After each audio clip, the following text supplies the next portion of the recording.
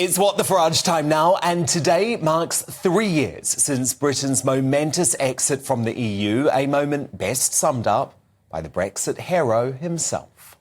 Dare to dream that the dawn is breaking on an independent, united kingdom. It's a victory for ordinary people, decent people. It's a victory against the big merchant banks, against the big businesses, and against big politics. And I'm proud of everybody that had the courage, in the face of all the threats, everything they were told, they had the guts to stand up and do the right thing. I know you want to ban our national flags, but we're going to wave you goodbye, and we'll look forward in the future to working with you as it's all over. Finished. But we're yet to take advantage of the countless Brexit benefits, and as prominent Brexiteer Daniel Wootton writes in the Daily Telegraph, the evidence is undeniable. There really is a Remainer plan to rejoin the EU by stealth.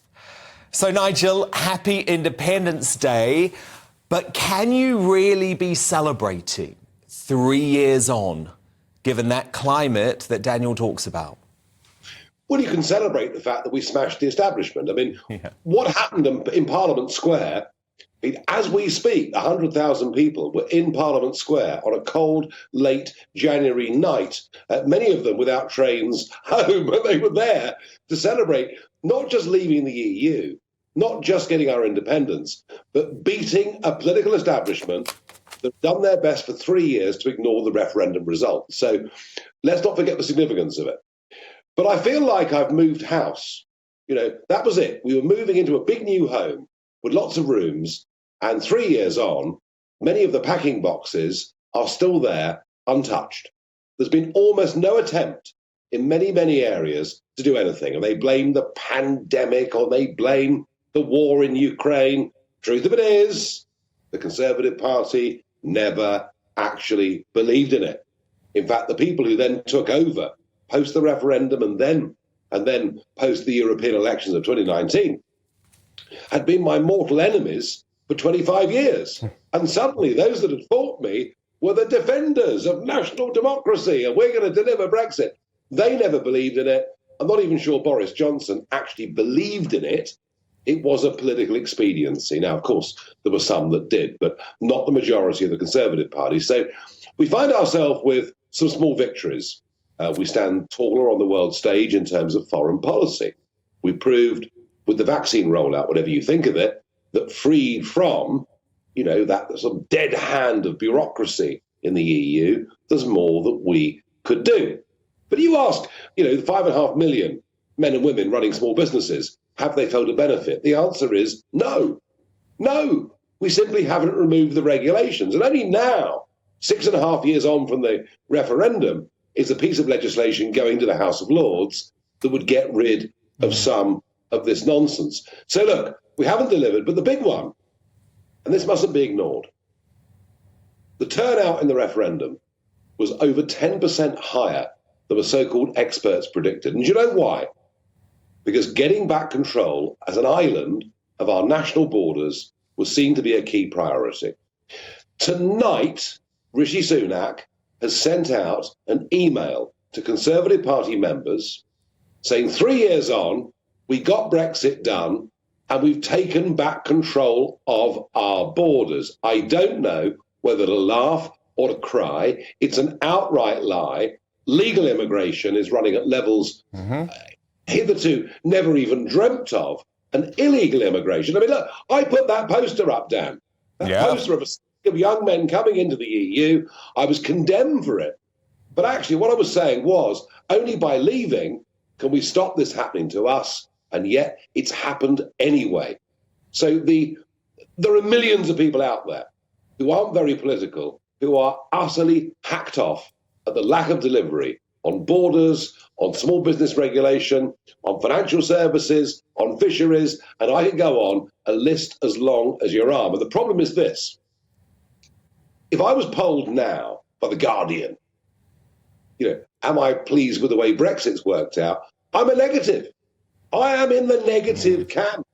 And that is being taken by David Lammy in particular, and Starmer, as a means where the next Labour government will keep us as close to EU rules as they possibly can. Exactly.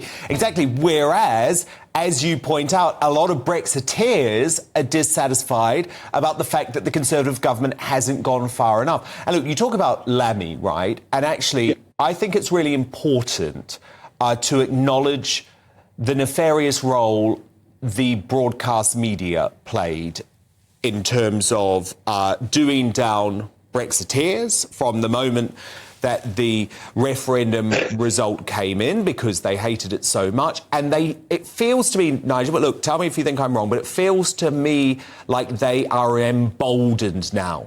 This is a moment because they're putting everything together, including all of the damage caused by the lockdowns, and blaming it on Brexit. And they're also emboldened by these new opinion polls. Well, absolutely. I mean, look, I had, for 20 years, I was treated by mainstream broadcast media as no better than a war criminal.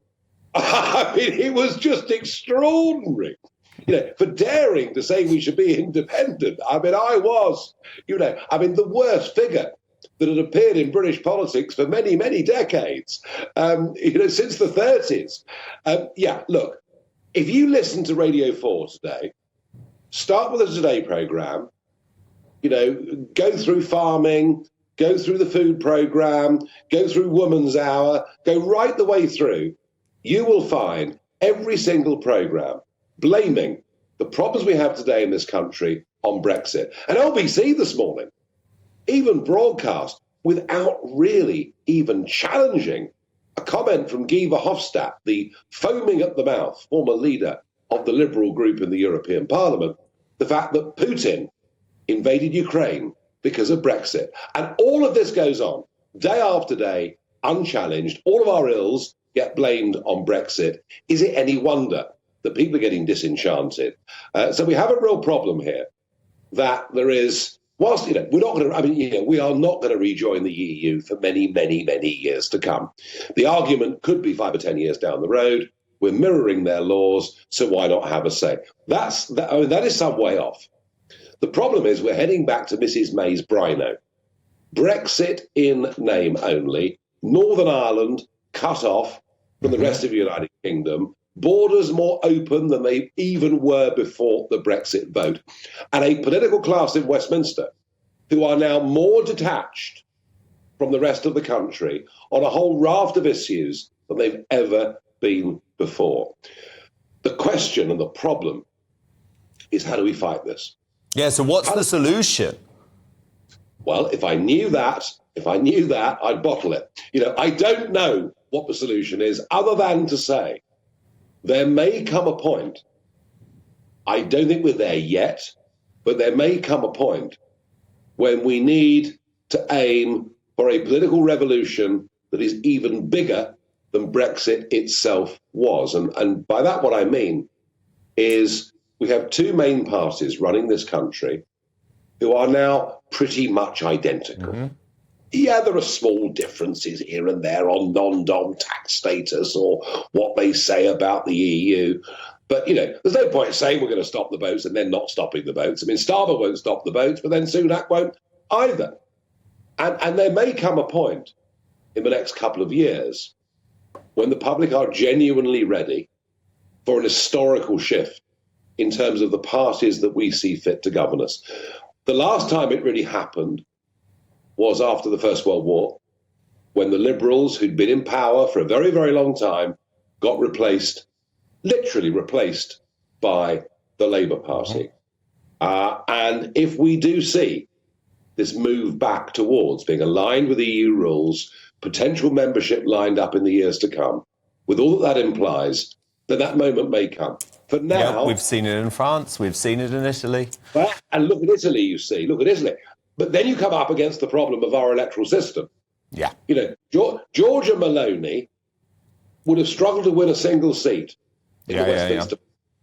And yet he's Prime Minister of Italy. So no, I'm not pretending there are any quick, easy solutions that I've managed to think through at this point. But what we cannot do is to betray that 100,000 people that I spoke to at the moment, when I did the countdown, at the moment we left the EU 3 years ago tonight, we cannot betray that historic victory against the establishment. And I will go on fighting for it. I will go on fighting for it. Dan, I don't yet know exactly how, but I will. And we will do so here as well. But look, let's celebrate today. A toast to you on Independence Day. Nigel Farage, congratulations. My goodness, it was a historic achievement.